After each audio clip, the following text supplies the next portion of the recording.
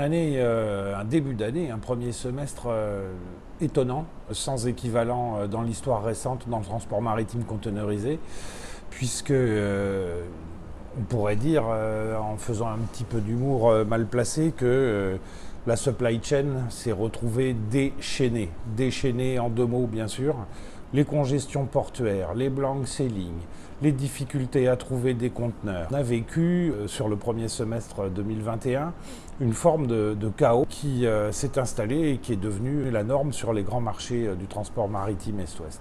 Ce relatif chaos a eu pour effet de conforter des augmentations tarifaires sur le marché significatives, régulières et sur la fin du semestre, voire même exponentielles, en particulier sur toutes les marchandises de type FAK, c'est-à-dire les marchandises tarifées en conteneurs sur le marché du spot. Ça a été très difficile effectivement pour les clients et pour les chargeurs de trouver des possibilités de départ dans des délais acceptables et clairement la résultante de toutes ces composantes a été un allongement et un renchérissement important des délais pour pouvoir acheminer la marchandise, principalement si on fait un focus entre l'Asie et l'Europe, mais on a retrouvé la même constante entre l'Asie et les États-Unis. On a eu une montée exponentielle des tarifs de fret maritime avec une accélération sur la fin du premier semestre. Cette accélération a continué et continue même encore en début d'été. Semblerait par contre devoir atteindre un palier dans le courant de l'été. Un palier tout simplement parce qu'il n'y a plus de corrélation entre le prix et l'offre de services qui est associée, même si les compagnies maritimes travaillent activement à restaurer des transit time et des escales avec beaucoup plus de régularité que ça n'a été le cas ces derniers mois, et même si la demande continue à être toujours aussi importante et aussi forte.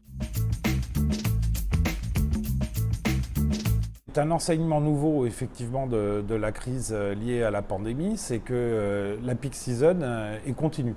Cette inflammation du marché liée à cette très forte demande ne faiblit pas, ne connaît pas de cycle, ne connaît pas de saisonnalité, ce qui est très nouveau, et effectivement semble constante et continue et ne pas devoir s'arrêter. Il n'y a quasiment plus de navires disponibles sur le marché, donc il n'est pas question de cacher de la capacité pour garder des prix élevés, c'est tout juste simplement qu'il n'y a plus ou très peu de capacité disponible. La seule solution pour pouvoir offrir plus de capacité, c'est d'augmenter la vitesse des navires. On s'en était ému déjà il y a quelque temps dans Apply, mais les compagnies maritimes augmentent la vitesse et sur le Transpacifique, on vient de constater des vitesses commerciales supérieures à 20 nœuds, ce qui ne s'était pas vu depuis très longtemps. Pourquoi ? Tout simplement parce que les taux de fret le permettent et que les taux de fret permettent de consommer plus de fuel. C'est pas très vertueux sur un plan écologique. Par contre, le rétablissement et la normalisation des supply chains est en partie à ce prix. Donc la vitesse des navires qui s'accélère, c'est à prendre comme quelque chose de positif si on essaye de voir un petit peu, d'entrevoir une sortie de crise. Et c'est un corollaire important aussi de la remétronomisation des services sur des bases hebdomadaires dans les grands ports à conteneurs de la planète pour pouvoir retrouver une efficacité opérationnelle qui a tellement fait défaut lors du premier semestre.